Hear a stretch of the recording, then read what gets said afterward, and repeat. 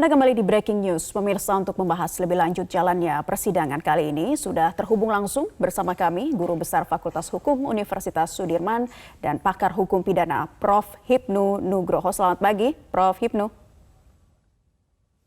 Selamat pagi, Mbak.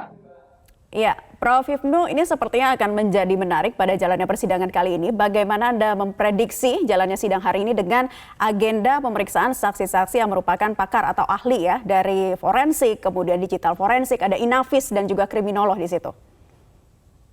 Ya, gini Mbak Nela. Jadi kesaksian hari ini yang dihadirkan adalah saksi ahli.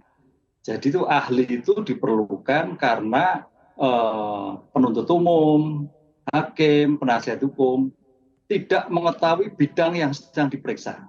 Oleh karena itu ahli itu merupakan suatu ilmu bantu dalam mengungkap suatu kebenaran material. Kan begitu. Ilmu-ilmu ini adalah yang akan mengerucutkan, akan memberikan dukungan kepada saksi-saksi yang sudah diberikan kemarin. Contoh misalkan, saksi kriminologi. Saksi kriminologi itu nanti akan menguatkan motifnya apa. Kan namanya ilmu kriminologi itu adalah ilmu tentang sebab-sebab kejahatan. Motif terjadinya suatu tindak pidana. Nah ini akan memperjelas. Kan gitu Pak. Kemarin kan masih samar-samar. Mudah-mudahan nanti akan menjadikan suatu kejelasan. Kemudian juga tentang ilmu kedokteran forensik. Akan terlihat nanti. Matinya Yosua itu kenapa? Berapa tembakan? Titik tembakan yang mana yang mematikan? Nah ini akan memperkuat saksi-saksi yang kemarin terhadap terhadap Sambo yang melakukan penembakan, titik kematian yang mana? Berapa tembakan? Kan begitu. Kemudian ahli Inavis. Ahli Inavis adalah untuk mengetahui juga tentang lokasi TKP-nya suatu tindak pidana.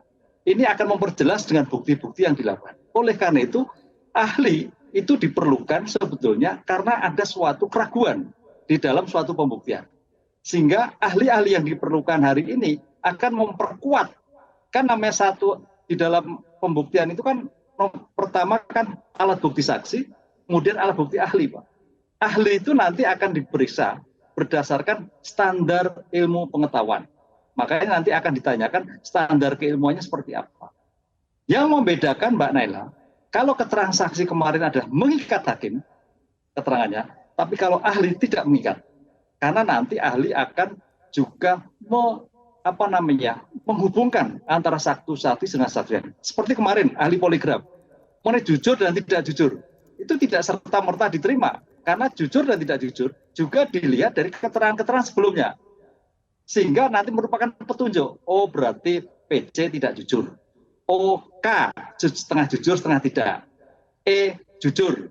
Nah, itu akan menjelaskan sehingga ahli ini nanti akan memberikan suatu gambaran yang objektif. Termasuk juga nanti yang menarik ada, kalau memang terdakwa ini ragu atas keahlian, bisa mengajukan ahli lain. Artinya diuji kembali. Itu yang menarik Mbak Ila. Karena ini belum selesai dari sidang ahli-ahli ini, nanti akan ditemukan bukti yang konkret, tapi belum tentu terdakwa menerima itu aja, nanti akan mengindurkan ahli lain. Karena kemarin kalau Mbak Naila melihat bahwa pertanyaan-pertanyaan yang disampaikan dalam uji poligraf, Sambo mengatakan, wah ini kayaknya sudah diatur. Nah begitu Mbak, mungkin bisa juga diajukan uji kembali. Itu Mbak Naila. Iya, ini tentunya yang kemudian seharusnya ahli ini kan akan mempermudah hakim gitu ya Prof. Hipnu dalam mengambil keputusan nantinya. Tapi sepertinya kalau kita lihat dari jalannya persidangan dari pekan kemarin begitu ada ahli poligraf yang didatangkan. Jika kita mundur ke belakang ini ternyata banyak sanggahan atau perbedaan keterangan dari para terdakwa ini. Nah Anda melihatnya seperti apa dengan hadirnya ahli ini justru mempermudah atau sebenarnya mempersulit hakim sih untuk mengambil keputusan? Ya, betul Mbak Nela. Kehadiran ahli itu sebetulnya adalah untuk memperkuat, untuk mempermudah. Karena di dalam pembuktian, suatu nilai bukti itu tidak berdiri sendiri. Katakanlah ahli juga. Nanti keterangan ahli sampaikan belum tentu bisa diterima. Karena suatu keterangan saksi atau keterangan ahli nanti itu harus bersesuaian dengan bukti-bukti yang lain. Contoh misalkan PC, sejauh mana kebohongannya? Lah nanti akan dilihat. Sambo sejauh mana ketidakjujurannya, demikian juga. Lah oleh karena itu termasuk senjata dan sebagainya. Oleh karena itu sebetulnya makanya ini kan saintifik ya. Mudah-mudahan tadi Mbak Naila betul. kehadiran ahli bukan malah memberikan suatu melebar, tapi mengkerucut. Nah, ini yang kita inginkan. Oleh karena itu, coba kita lihat apakah nanti juga ada saksi-saksi ahli lain yang dihadirkan. Kita lihat, karena namanya suatu kesaksian nanti kalau kita lihat di dalam pasal 160 ayat 3, nanti akan terlihat, Mbak, di sana disebutkan bahwa keterangan saksi, baik yang memberatkan atau memeringankan, baik yang diajukan oleh penuntut umum maupun terdakwa dalam proses hukum, baik yang memberatkan meringan, wajib didengar keterangan di persidangan. Artinya, dari keterangan-keterangan saksi sekarang kan memperkuat dakwaan diajukan oleh penuntut umum. Besok setelah ini, hakim akan menawarkan apakah terdakwa, penasihat hukum akan mengajukan baik ahli atau saksi-saksi yang lain yang bersifat meringankan. Begitu, Mbak Nada. Baik, Prof. Hipnu, kita kembali lagi kepada pihak Verdi Sambo yang sebelumnya ini selalu menyatakan bahwa peristiwa penembakan terhadap Joshua merupakan bagian dari runtutan peristiwa yang terjadi sebelumnya, yaitu adanya perkosaan atau pelecehan pada Putri Chandrawati. Nah, mampukah kiranya hakim memperdalam pernyataan ini dengan keterangan ahli yang dihadirkan, seperti ahli kriminolog misalnya? Ya, mudah-mudahan mampu, Mbak. Karena sebetulnya antara pelecehan dan perkosaan suatu yang berbeda sekali. Kalau pelecehan itu kan suatu tindakan-tindakan sentuhan, kerlingan, ya yang tidak yang soft lah gitu. Tapi kalau namanya perkosaan itu kan kekerasan, ada suatu penetrasi kan itu. Nah, oleh karena itu nanti ahli kriminolog mudah-mudahan bisa memberikan gambaran yang jelas. Kita tahan dulu. Karena apa? Nanti kita akan kembali lanjutkan. Dan pemirsa, sesaat lagi persidangan akan segera dimulai. Majelis Hakim sudah memasuki ruang sidang dan kita saksikan bersama jalannya persidangan hari ini. Duduknya di samping penasihat hukum saudara.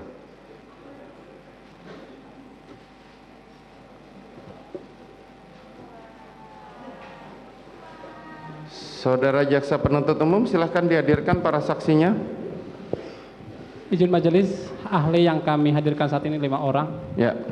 Hadirkan serentak ya majelis. Semuanya dihadirkan.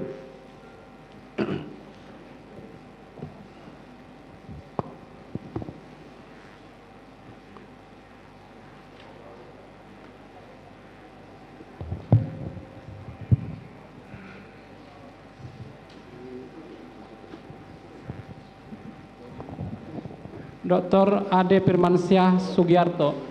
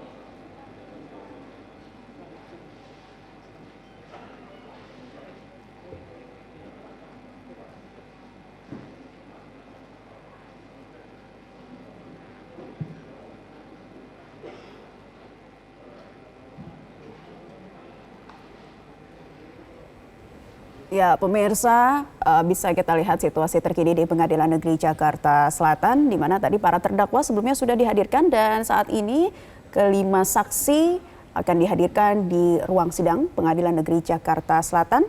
Saat ini masih pemanggilan ahli-ahli untuk memasuki ruang sidang oleh pihak majelis hakim. Sudah bisa dikonfirmasi bahwa kelima ahli yang dihadirkan hari ini hadir dalam persidangan.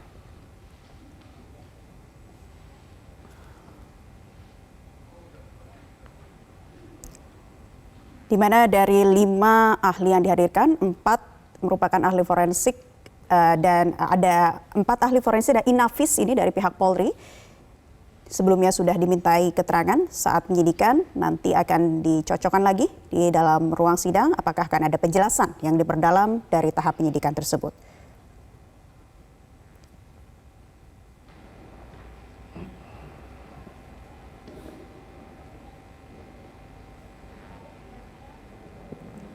Adi Setia,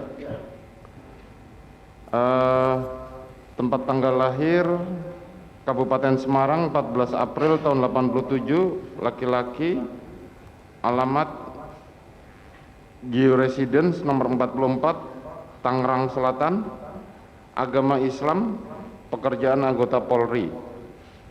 Betul? Dalam hal ini saudara bertugas di dinas kepolisian, di kepolisian, di dinas apa? Boleh dibuka? Ya, silakan. Saya berdinas di Direktorat Tindak Pidana Cyber Barreskrim Polri, Di bagian forensik, bagian digital forensik. digital forensik. Siap.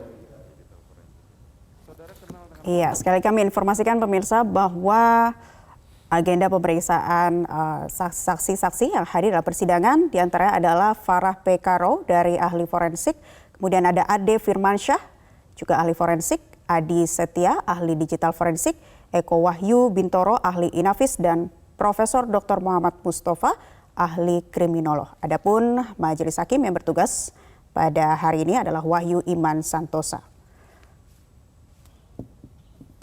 Baik, kita akan kembali melanjutkan perbincangan bersama dengan Prof. Hipnu. Prof. Hipnu masih tersambung bersama kami? Ya, Mbak. Ya, Mbak.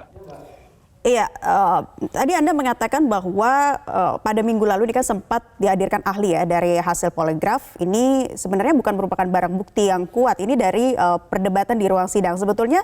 Tapi ini bisa menjadi bukti petunjuk dari majelis hakim walaupun sebenarnya masih perlu dilengkapi dalam tahap pembuktian. Nah, jika hari ini ternyata belum cukup kuat untuk mempermudah hakim dalam rentetannya untuk mengambil keputusan, siapa kemudian ahli lain yang mungkin bisa dihadirkan setelah ini, Prof. Hipnu?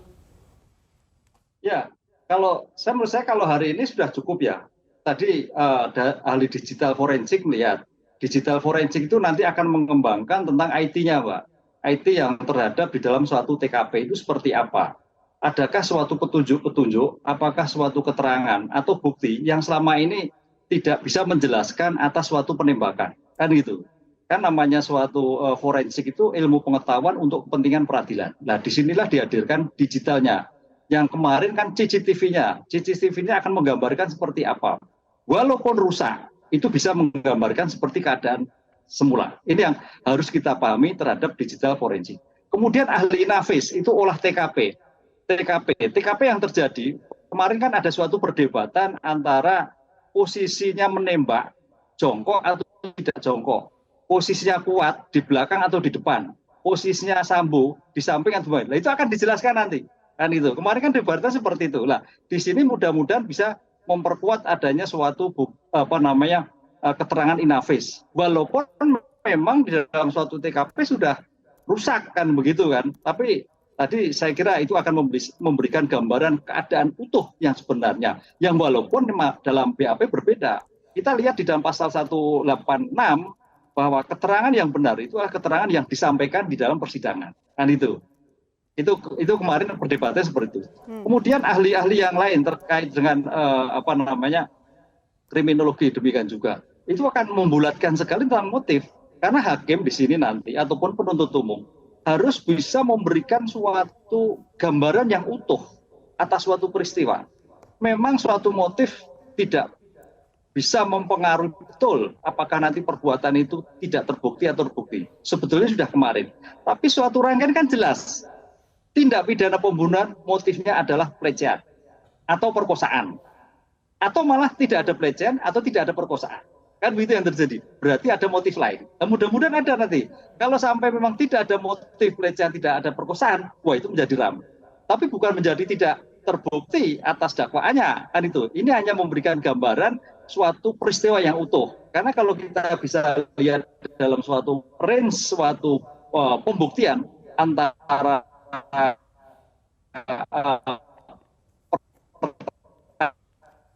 pertanyaan sebagai uji, apakah tentang dia bagaimana, temposnya bagaimana, cara melakukannya tembak bagaimana, alat yang digunakan untuk menembak bagaimana, dan motifnya apa. Sehingga kalau nanti utuh, hakim termasuk untuk umum memberikan gambaran yang utuh terhadap tuntutannya dan hakim akan memberikan gambaran jelas tentang putusan yang akan dijatuhkan. Itu Mbak Naya. Prof. Hipnu, sekali lagi ini terakhir, dari ahli-ahli yang dihadirkan, mana yang diharapkan paling kuat begitu ya, memberikan gambaran utuh yang sebenarnya menurut Prof. Hipnu? Ya, semuanya memberikan gambaran yang utuh. Satu, Inavis akan memberikan gambaran yang selama ini ditolak posisi masing-masing suatu peristiwa pidana. Kemudian yang paling menentukan adalah kriminolog nanti, Mbak. Karena kriminolog ini akan memberikan motif yang selama ini tidak pernah muncul. Motifnya masih abu-abu, gitu kan? Apakah perkosaan atau pelecehan. Sedangkan dari kuasa Yosua menyatakan itu nggak terjadi apa-apa. Nah, coba nanti kriminolog kan menjadikan seperti apa, kan gitu. Kalau digital nggak terbantahkan. Kalau digital itu sudah firm. Karena ke depan, Mbak Naila, RKUHP bahwa bukti utama itu adalah bukti elektronik. Karena bukti elektronik tidak terbantahkan. Nah sekarang kemarin kan tidak.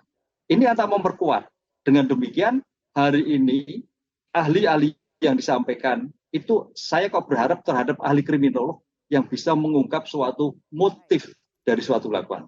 Karena tentang kejadiannya sudah jelas, tembakannya sudah jelas, kemarin ahli balistik sudah menjelaskan, itu sudah jelas semua. Tinggal motif yang belum ada suatu kejelasan apakah perkosaan, apakah pelecehan, ataukah tidak dua-duanya.